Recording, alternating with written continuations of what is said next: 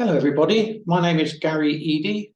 I'm the Access Technology Specialist at Sight for Surrey, the largest provider of services for vision impaired people in the county of Surrey.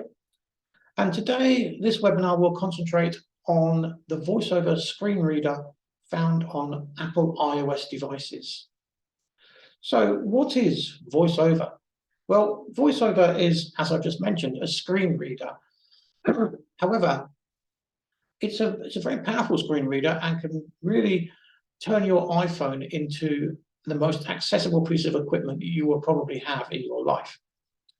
Myself, I have no sight in my left eye and only a very small amount of vision out of the right side of my right eye. When I look at an iPhone, all I see is a screen full of blobs and squiggles. I can't really use it to any extent without using a screen reader. So let's have a look at how we turn VoiceOver on and how it works. There are three ways of turning VoiceOver on. I'm only going to cover two ways here. The third way is a little bit convoluted and probably won't be a method that you use going forward. So the first way that I'm going to demonstrate turning VoiceOver on, I have an iPhone 13 Pro here. I'm going to use Siri. Now this is of course assuming that Siri has been set up on your iPhone and you also have an internet connection, because Siri will not work without an internet connection. Fortunately, I have both. So I'm just going to ask Siri to do the following. Turn VoiceOver on.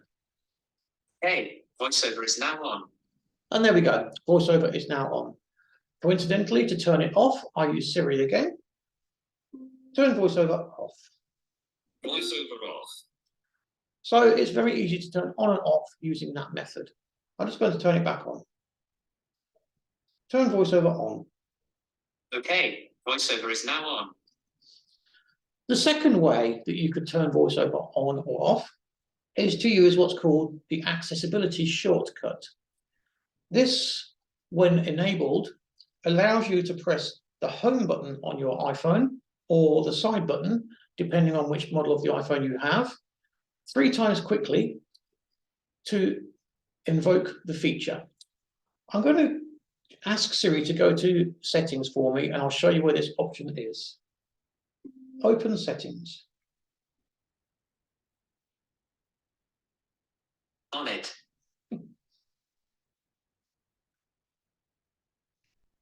I think I'll try that again. You couldn't open settings. Sorry about that. Open settings. There we go. Sec. It seems to be doing the job now. I couldn't open settings. My apologies. Well, very polite there of Siri to tell me that you can't open settings. I'll just do it manually. Listen, button. BBC News, Voice Prismo, Tray, Lazarilla, Be My Eyes, BBC, CMA, Contact, Settings. So in the settings screen, we need to look for the option called accessibility. So you may need to scroll the screen up or down a little bit to find this. I'm just going to find it manually. Siri and Face ID, wallpaper, accessibility. I've opened accessibility. And in this screen, right down the bottom of the screen, there is an option called Accessibility Shortcut. Accessibility Shortcut. Button. Now, in this screen, configure and then triple click the side button. There are a number of accessibility features that can be turned on or off when you triple click either the home button or the side button, depending on which model of iPhone you have. Now, the options, you can have more than one option come on, or at least be listed when you press the home button 3 times quickly. But I prefer just to have the only option in this screen I want to have on is VoiceOver. So scroll the screen until you find VoiceOver and turn that feature on. When you've done that, you can then return to your home screen. Settings. So I've configured the accessibility shortcut on this phone to start and stop VoiceOver. As VoiceOver is already on, I'm going to turn it off using the accessibility shortcut. I'm going to triple press my side button 3 times quickly.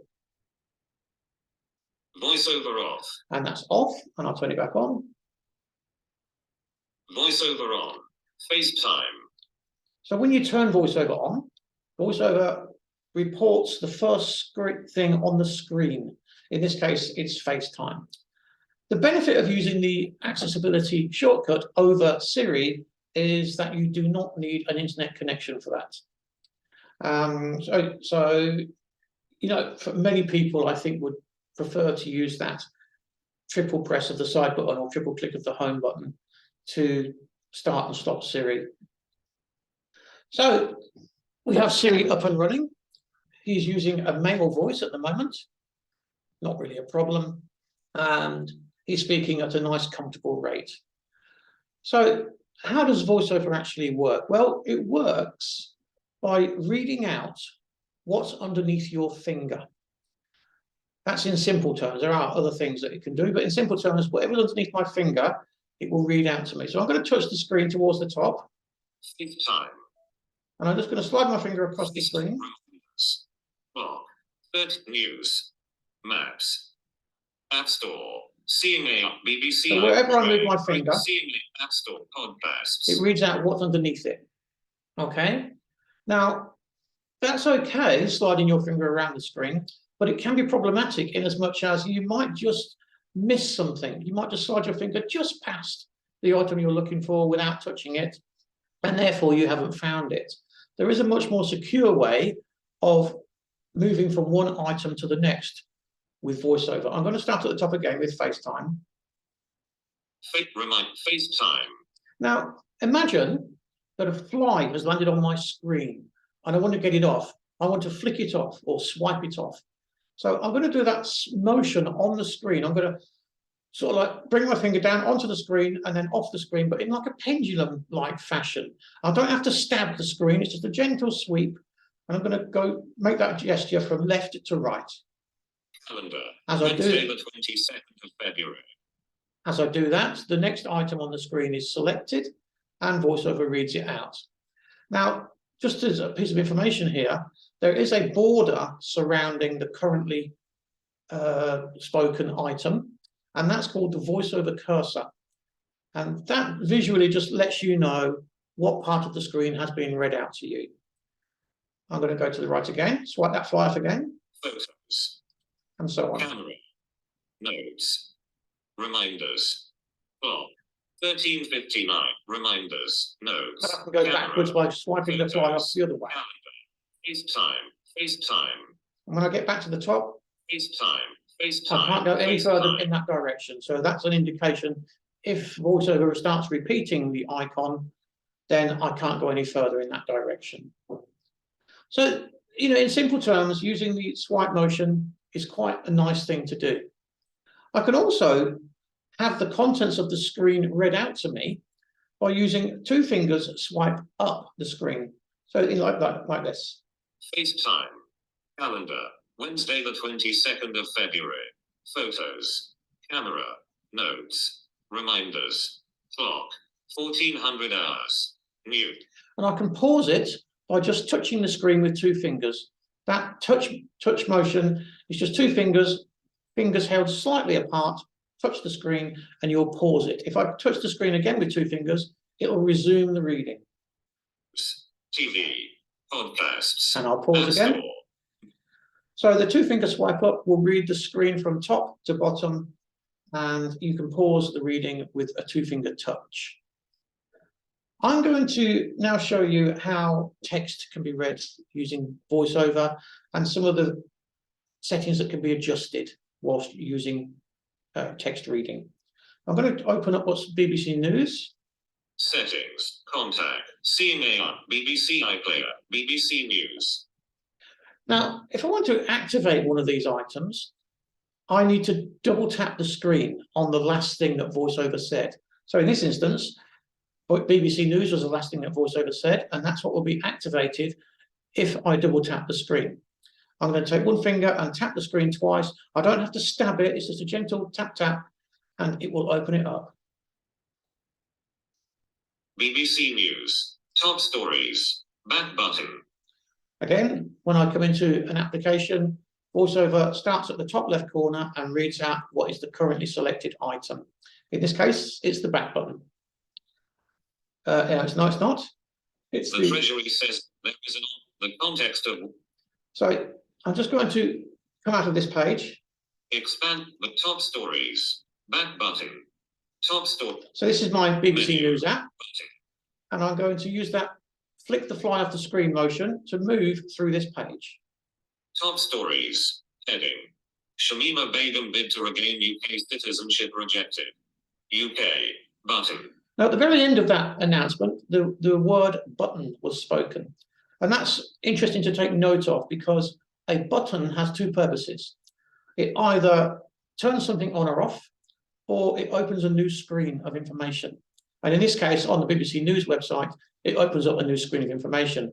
I'm going to try and find a story that's not so depressing as many of these are, and then we'll have a look at reading it.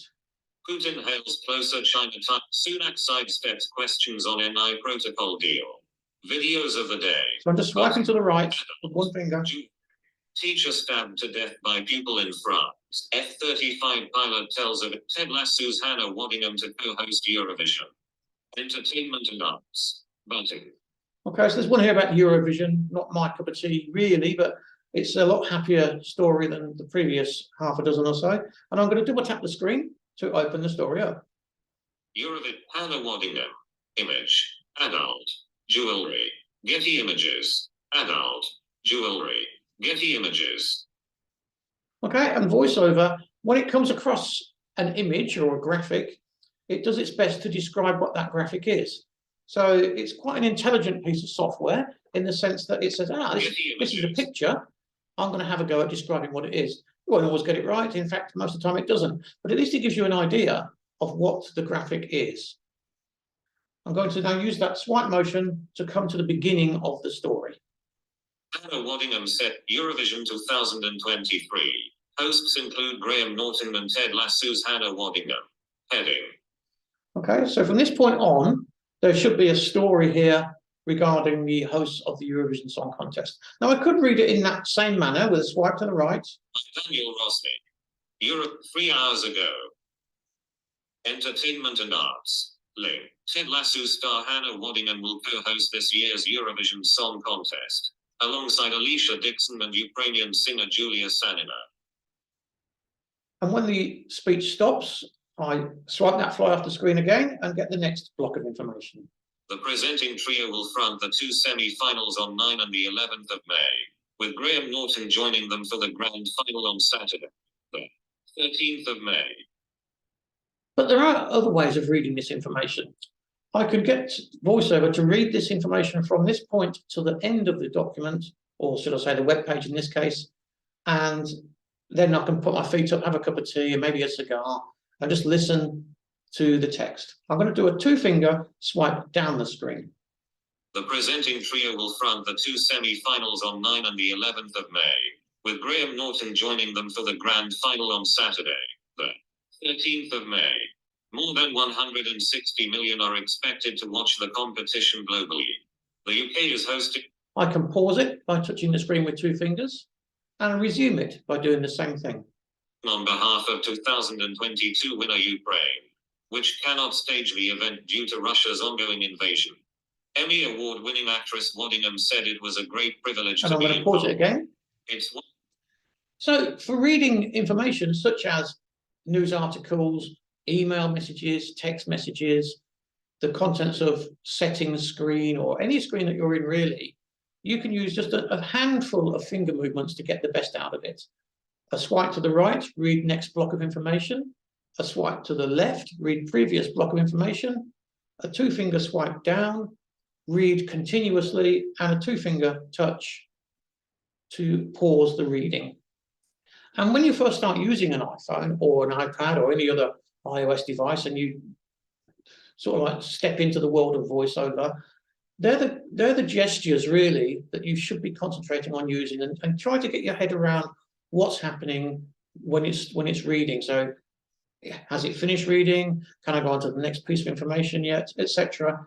You will soon become familiar with how VoiceOver works at that level. You can go to many different levels of using VoiceOver. This is an introduction, so we're just going to concentrate on a few more gestures, and that's about it. Now, there is one gesture I'm going to make here to change the settings. This is called the rotor setting, and this is a bit more advanced, but I'm not going to concentrate too much on explaining this. I'm just going to use it to change some of the settings so you can see and hear the different ways that VoiceOver can speak. I'm going to change the language to a different language. Now, this isn't Italian, Spanish, German, French, etc.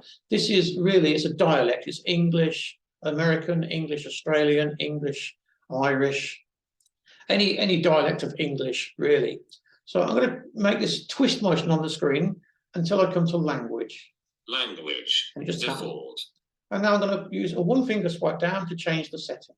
English, US. So that's English, US, and I'm now going to read the next piece of information. But this year, perhaps more than ever, it is such a great honor to be standing shoulder to shoulder with Ukraine, a country which has carried itself with such strength and unity. Okay, so for people that have got hearing difficulties, they may need to try out a few different voices and a few different pitches and tones before they find one that works really well for them. So that one I don't particularly like. Let's try another one. English, Ireland. Now this one, I love it. It's brilliant. It's an Irish woman. They've called her Moira, and she's lovely for reading. Julia Sanina, Graham Norton, Hannah Woodingham and Alicia Dixon. Image, adult, banner, Eurovision, Song Contest United Kingdom, BB by Music United. So that's a picture. I'm going to carry on. Britain's Got Talent judge and singer Alicia Dixon said, "There is just something about the buzz and anticipation of a live show that can't be rivaled. Eurovision delivers that excitement, creativity and talent, but on a vast, global scale." So she's a tad quicker than the other voices, and each voice you use, you can have its own speed. So I've changed the speed for various voices from a demonstration perspective. I'm going to choose a different voice. English, Australia. This is an Australian girl. Let's see how she reads. She joins Woodingham, an accomplished West End and Broadway actress, and Julia Sanina, frontwoman of Ukrainian alternative band The Hard Kiss, who will appear on tonight's The One Show. So there's just 3 voices there, plus my original voice, which is this one. English, UK, default. So I've got 4 voices there. There are dozens of voices that you can choose to switch between with VoiceOver. And you can, in fact, have different voices for different apps. So if you have a particular app like Kindle, for example, you may choose to have the Irish lady reading your books, and you may choose to have the English person, the British English voice reading your emails, etc. You can customize VoiceOver in many ways. The speed of VoiceOver, it can go very, very quick and very, very slow. Let's just have a look at how fast it can go. Sounds, punctuation, speaking rate, 50%. And this is going to be really fast. And believe it or not, there are 1 or 2 people that I know of that have it on this speed. So excited, should be brilliant, ultimate creativity.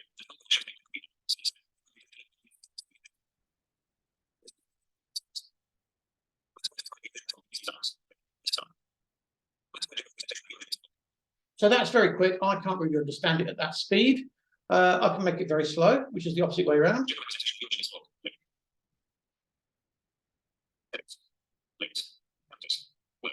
Speaking rate, 80, punctuation, speaking rate, 75%, 40, 30%. This is something with a bit more pedestrian.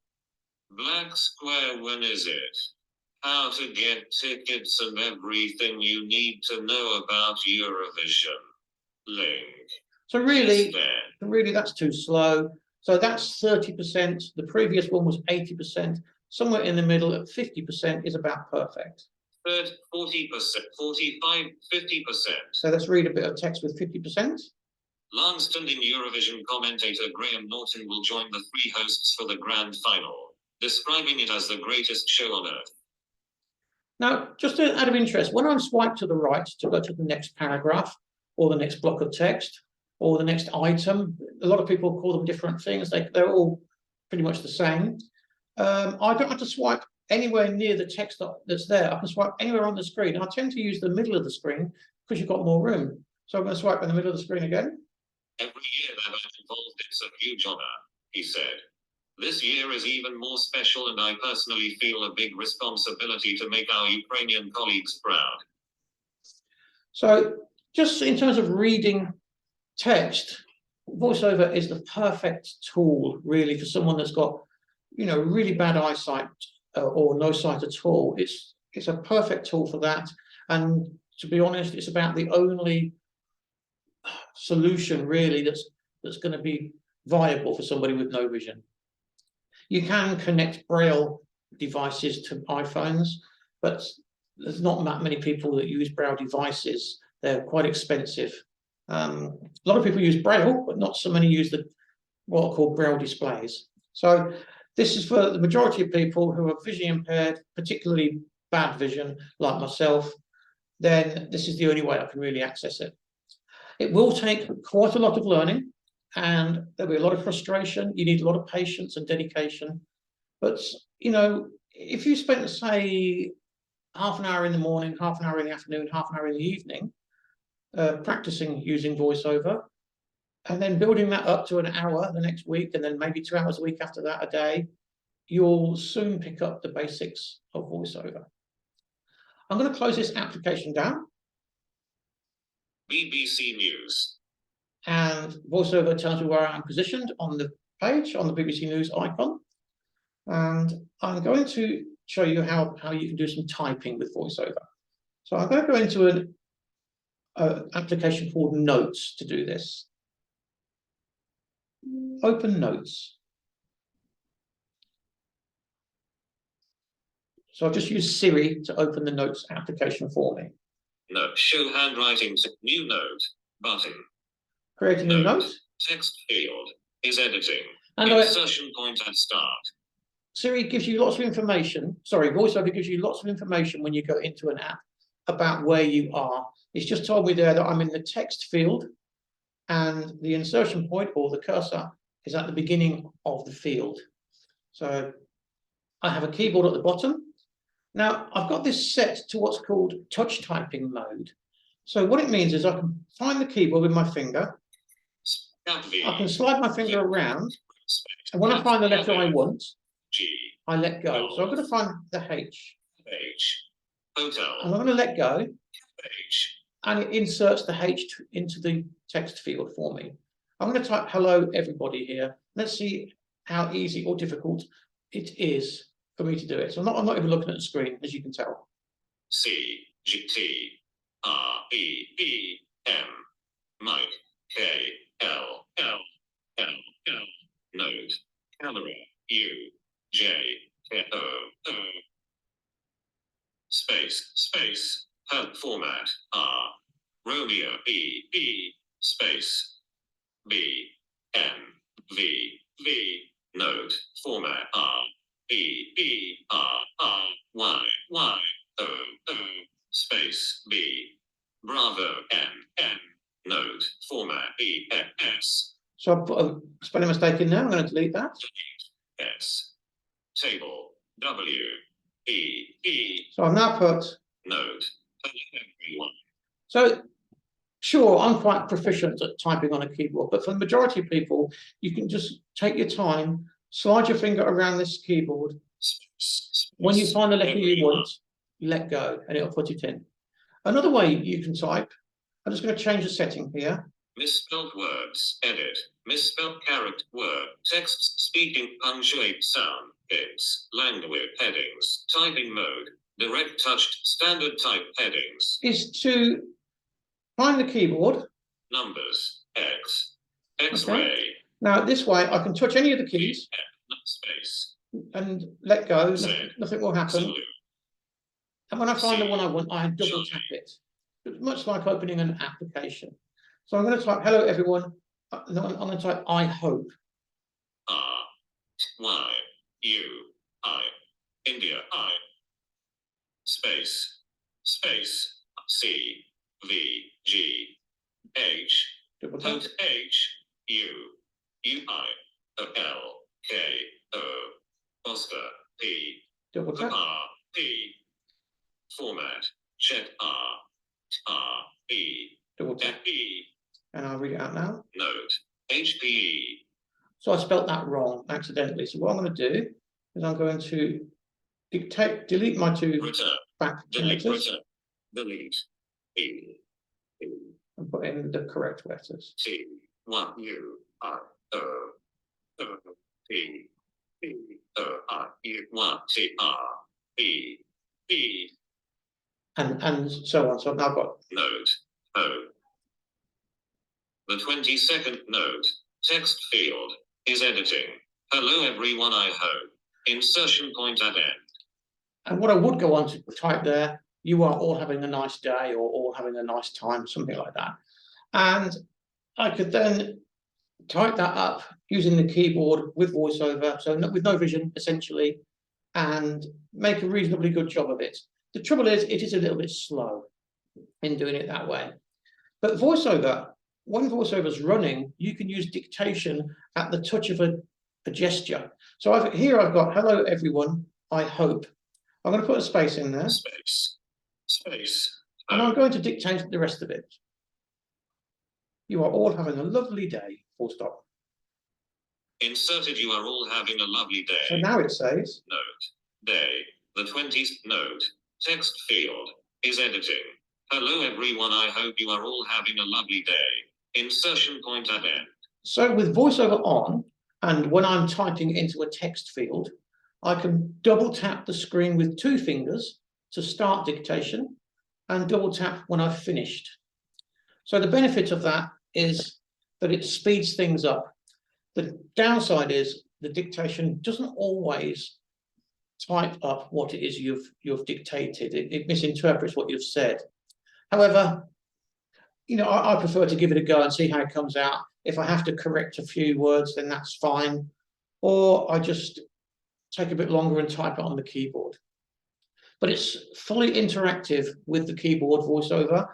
As you can see, if I just I can find the letter I want, then I can either lift my finger, depending on what kind of setting I've got on there, or I can double tap it.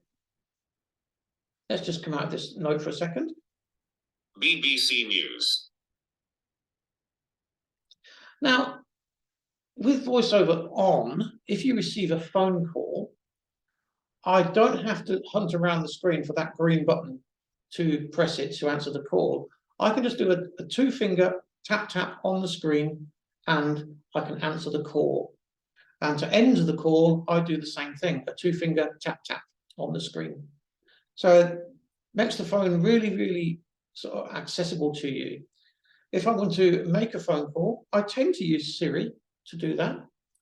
So Siri, I will just say, let's just try this out. I've got a phone here somewhere. Just find my mobile phone. Here's my personal mobile phone. I'm just going to ask Siri to call it. Call Gary Eady. Okay, that didn't work. Let's try again. Call Gary Eady. Calling Gary Eady. Mobile. It should pick this up. So there's my phone ringing. I can answer the call or end. I'm going to end the call. Two-finger double tap, and the call has been ended. Okay. So I've missed the call. I can use Siri to check my voicemail if I wanted to. So I'll do it on my phone here. Let's just try this one. Just need to unlock it.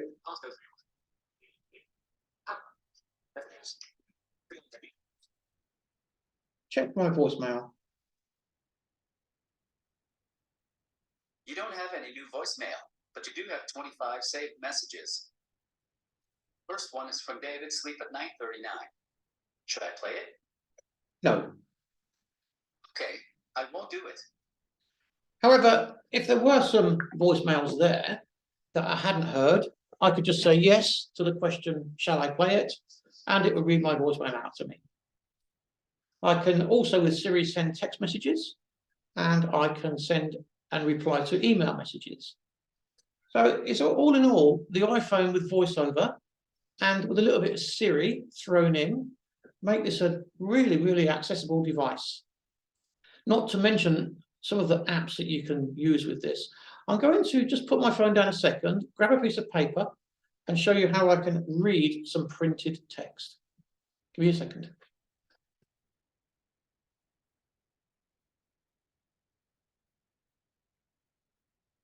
Okay, I'm back. So this document here, let's assume that this came through my letterbox, landed on my doormat. I picked it up, I thought, I don't know what that is. I'll wait till the wife comes home and ask her to read it to me. Well, that's fine, but she might not be coming home for a couple of hours, and it might be something that's really important, or it might be something that I don't want her to read. It might be a letter from my girlfriend or something like that. So I want to read this myself. Now, there are many apps available on iPhone for doing this. I'm going to use one here called Voice Dream Reader. Sorry, Voice Dream Scanner. I'm going to place it on my knee, around about 12 inches away from the phone. I'm going to open up this app called Voice Dream Scanner. Seeing a voice dream scanner. Voice capture image. And there's a tone. The louder the tone, the more that the image is in the screen. So it's a bit of guesswork at this stage to see whether I've got the text lined up with the camera, but I'm going to risk it. Image preview, but capture image. There's a button on the screen called Capture Image. I'm going to do that here. Capture image. Play button. And let's see what it's done with this piece of text. Amazon Echo 20 useful skills and functions. Site for Surrey. By Gary Eady. Access technology. Screenshot. Surrey is outlines 20 of the most useful skills and functions available on an Amazon Echo device. Amazon Echo 20 pause button. There will be dozens of other things you can do. You might want to spend a few minutes explaining WH before continuing with this, and Amazon Echo is. So this is actually reading quite fast. I can slow that down and just do that. Play button. And from time to time, Amazon offers each device at a reduced rate, so look out for special offers. In addition, Amazon often bring out new and updated versions of their Amazon Echo devices, so the prices may vary. So this is about the Amazon Echo, this document. It could easily have been a letter from my doctor or an appointment for the eye clinic, etc., and it would have read it out to me. The accuracy of these scanning apps nowadays is absolutely fantastic. They will probably only get 2 or 3 characters wrong in a page worth of information. The downside is you do need to practice a little bit about putting it on your lap and then lining up the camera as best as you can. And I find if I put it on my lap and then put the bottom of the phone against my chest, the camera is about perfectly positioned to take the picture. But other people will have different methods, I'm sure. The ideal distance is about 10 to 12 inches away from the page. So that app called Voice Dream Scanner, that app is a paid for app. It costs the whole of $8.99. There are other apps that are free that do a very similar thing. Voice Dream Scanner. I'm going to use my other phone to use a different app to show you a free app and what that can do. So this free app is called Prizmo Go. And that's spelled Prizmo space Go. So in the App Store, you just search for Prizmo Go, do the search, and it'll pop up on the screen. So I have got Prizmo Go on here. Videos, music, seeing AI, eyes, Prizmo Go. So this app is free, and this is one of the very first scanning apps that I used, and it was wonderful back in about 2015. But it's even better now, and it's still free. So again, I'm going to do a very similar thing as what I did with that one, the previous one. I'm going to find the text as best as I can. Take picture. Let's give it a go. Take picture. Edit. Previous paragraph. Writing text. Amazon links. Useful skills and functions. By Gary Eady, Access Technology Trainer. This document outlines 20 of the most useful skills and functions available with Alexa on an Amazon Echo device. Please note, these are only my thoughts, and of course, there will be dozens other things you can do. Before continuing with this document, I'll just stop it there. So again, that's done a marvelous job of capturing the text from that page and reading it out to me. So Prismo Go is free. It has some limitations in the sense that you can't email the resulting scan, or you can't copy and paste it anywhere. You can just read it and then close it. Whereas with the other one, the $8.99 one, I can save it as a PDF file, I can email it, I can share it with other people, etc. So I would probably go for the $8.99 Voice Dream Scanner app, just for its sort of flexibility. But both of these apps, you do not need an internet connection. They work what's called on device. Okay. Okay, I think for now, that's the end of my little introduction to using VoiceOver on an iPhone. We have quite a few resources on our website. That's siteforsurrey.org.uk. There's a link on our homepage called Get Help on the resulting page. There's another link called Technology and Equipment. And on the page that pops up then, there is a link called ICT Handouts and Tutorials. And that page contains lots and lots of information about all sorts of hardware and software to do with helping people with vision impairments. There is a section called Apple iPhone with VoiceOver, and want to have a little look in there, see what you can find.